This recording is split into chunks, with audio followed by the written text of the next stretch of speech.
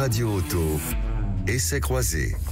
Chaque dimanche, Sud Radio et Mobility TV essayent pour vous un modèle neuf sur le marché automobile. Aujourd'hui, nous allons essayer la Citroën C5X avec nos spécialistes que je vous présente. Vous commencez à les connaître, ils sont là tous les dimanches. Mélina Priam, bonjour à vous. Bonjour. Journaliste à l'Auto-Journal. Cédric Fréhour, chroniqueur auto au journal Les Échos. Bonjour. Bonjour à tous. Et Stanislas Laroumet, président de Ma Voiture Idéale. Tiens, la Citroën C5X, Stanislas Laroumet, voiture Monsieur idéale le Président, ou pas, Monsieur le Président? Eh ben, c'est une voiture présidentielle. Oui. Non, mais je rigole, mais non, parce qu'il y a la DS9, on en parlera plus tard.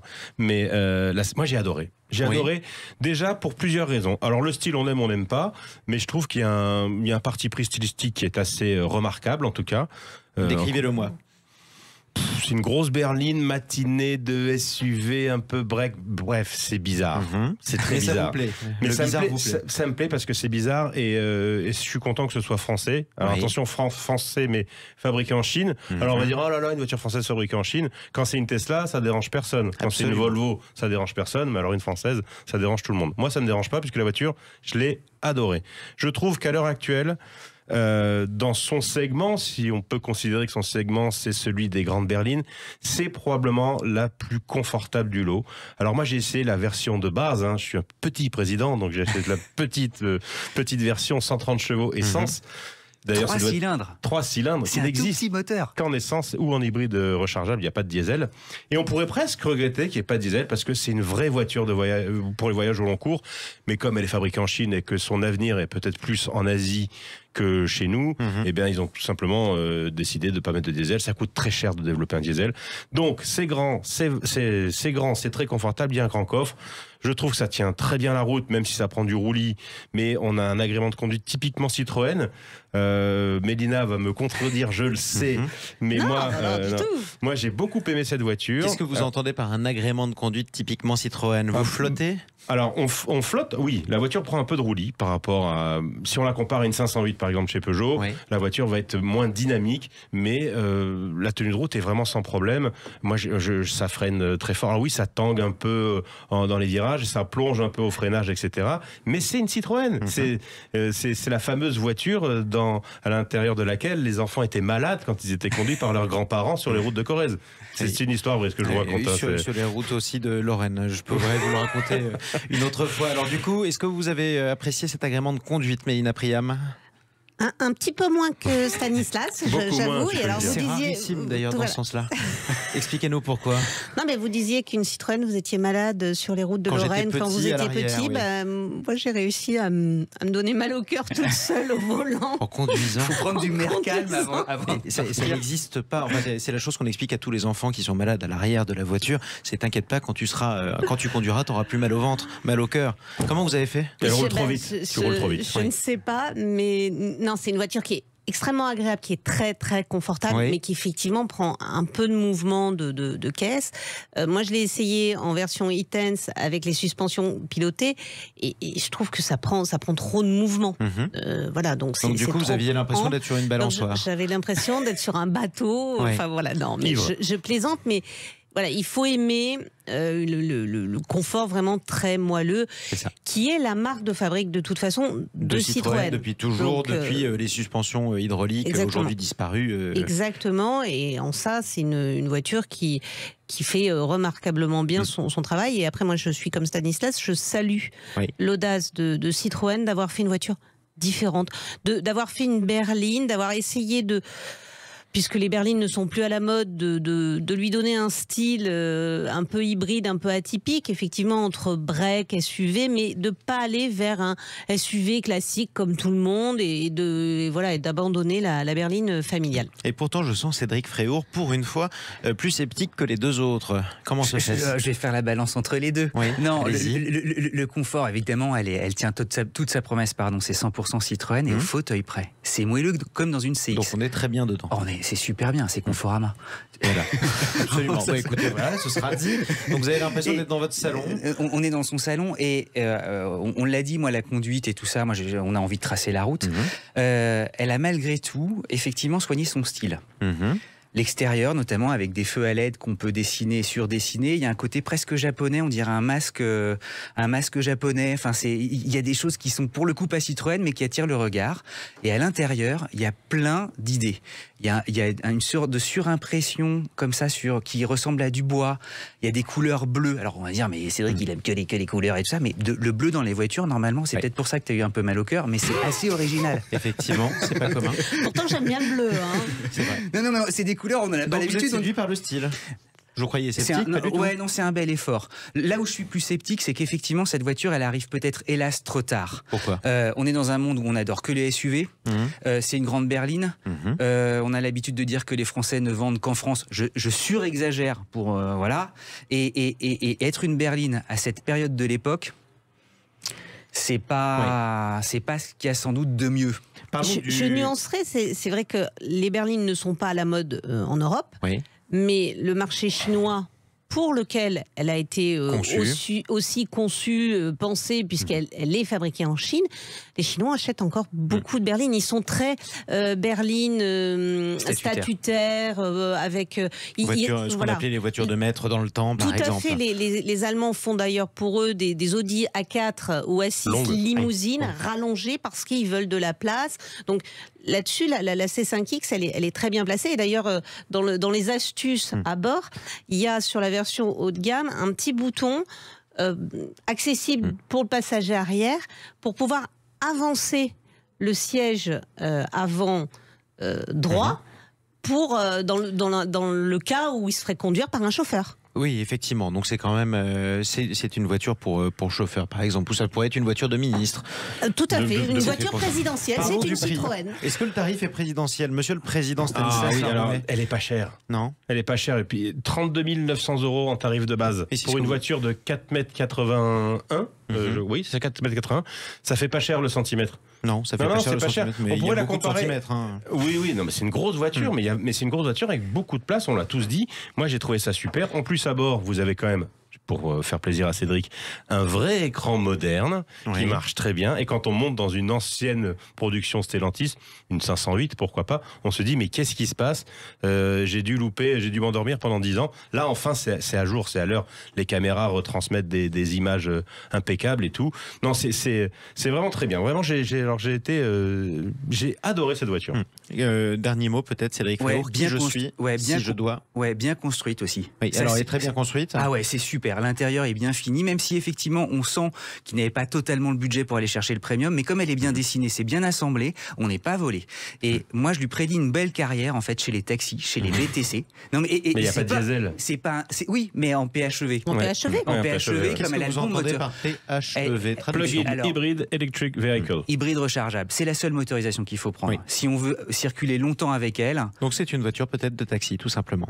Et une belle voiture de taxi. De petit président aussi. Et de président, mais pourquoi pas? De préfet, de tout ce qu'on voudra. De préfet, de petit maire. Et si on prend ce marché-là, ça peut fonctionner. Et on embrasse d'ailleurs tous les taxis qui nous écoutent sur Sud Radio en ce moment. Merci à tous les trois pour cet essai présidentiel. Mélina Priam, qu'on peut lire dans l'Auto-Journal, Cédric Fréour, qu'on peut lire dans Les Échos, et Stanislas Laroumet, pardonnez-moi, qu'on peut retrouver sur Ma Voiture Idéale. Merci beaucoup. Sud Radio Auto, essai croisé. Votre rendez-vous automobile hebdomadaire sur Sud Radio avec nos partenaires de Mobility TV. Tiens, et si on consommait l'automobile comme on consomme un film sur Netflix? Est-ce que c'est une nouvelle tendance? On en parle avec notre invité Samuel Couratin. Bonjour à vous. Bonjour Jean-Marie. Vous êtes directeur marketing digital de l'Isis Rent France. En un mot d'abord, en une phrase, plusieurs phrases même, quel est le métier de l'Isis Rent France? Alors, l'Isis Rent France fait de la location de courte et de moyenne durée. C'est un groupe qui existe depuis 2001, fondé en Italie. C'est une marque de FCA Bank, donc une filiale de Stellantis, en France, qui existe depuis un petit peu plus d'1 an seulement et qui a 2 marques phares, donc Rent & Drop qui fait de la location de véhicules utilitaires, donc notamment pour les déménagements, etc. Et puis un côté beaucoup plus location de véhicules, donc courte et moyenne durée. Donc véhicules pour courte et moyenne durée que vous louez, ça c'est autant pour des professionnels que pour des particuliers? Tout à fait, on travaille sur les deux segments. Beaucoup de travailleurs indépendants aussi font appel à nos systèmes d'abonnement. c'est la grande tendance du moment. Alors, moi, je suis un particulier, prenons cet exemple. J'ai pas forcément les moyens d'acheter comptant d'un seul coup ma nouvelle automobile. J'hésite entre plusieurs formules. Quelle est la différence pour moi entre la location courte durée, la location longue durée, la fameuse LLD, ou les nouveaux types d'abonnements dont on va parler dans un instant avec vous? Jean-Marie, vous avez fait référence à Netflix. C'est effectivement ça, la grande tendance du moment dans la location à courte et moyenne durée, c'est la location par abonnement, c'est-à-dire au mois le mois, sans apport, sans engagement non plus, ce qui d'un point de vue de trésorerie, revêt un intérêt intéressant. Et c'est un système d'abonnement, effectivement, sur lequel on paye un abonnement à l'année qui va de 49 à 299 €, je crois, à peu près, puis des mensualités. Quel type de voiture je peux avoir pour 49 € par mois?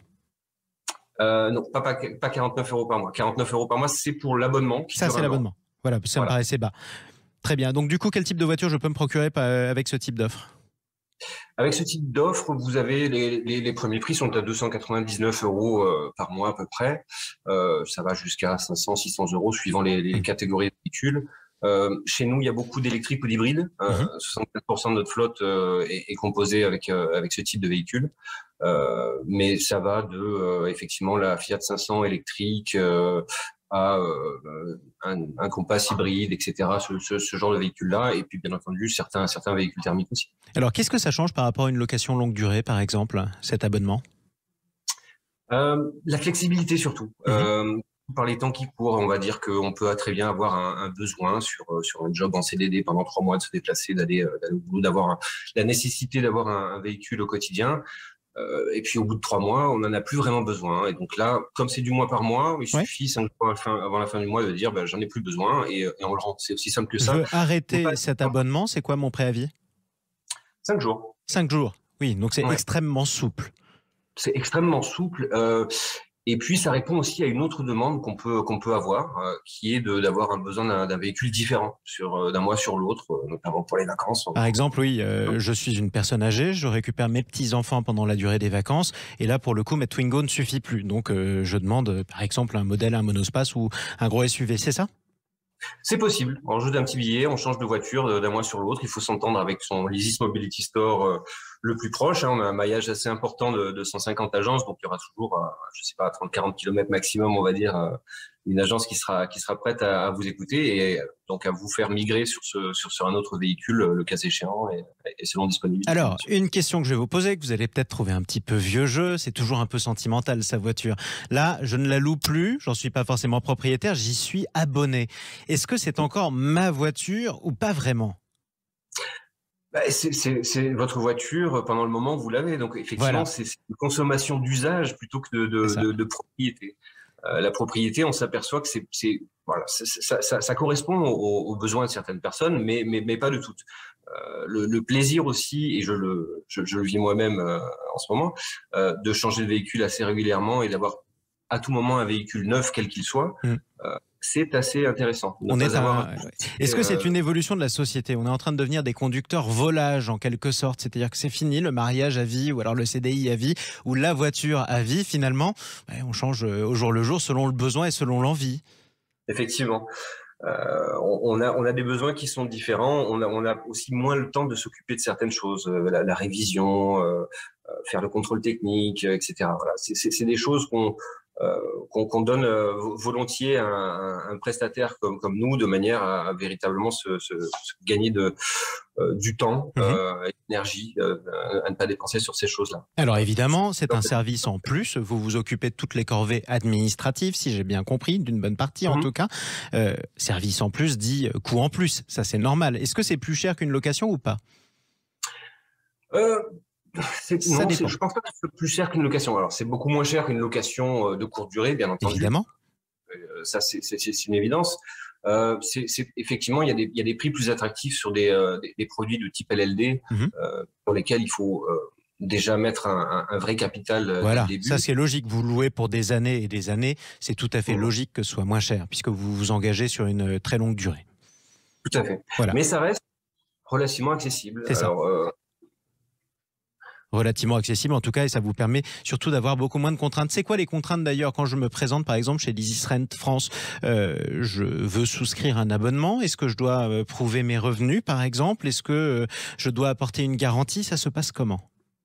Rien de tout cela. Alors, pas de check sur les revenus, ce genre de choses-là. Un permis de conduire, un justificatif de domicile sont en général suffisants. Ouais. Il y a effectivement toujours une caution qui varie, qui est aux alentours de, on va dire, 1000, 1500 euros, mais qu'on récupère à la fin. Donc ça, c'est le petit capital qui est à apporter d'entrée. Oui. C'est relativement indolore sur le long terme.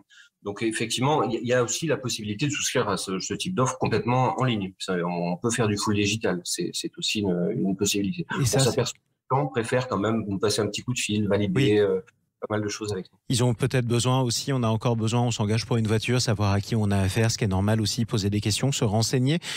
C'est quoi le client type ou l'abonné type chez Easy Rent France? Est-ce qu'il est plutôt jeune? Est-ce qu'il est plutôt urbain? Ou est-ce que, au contraire, ça peut être parfois une personne âgée à la campagne?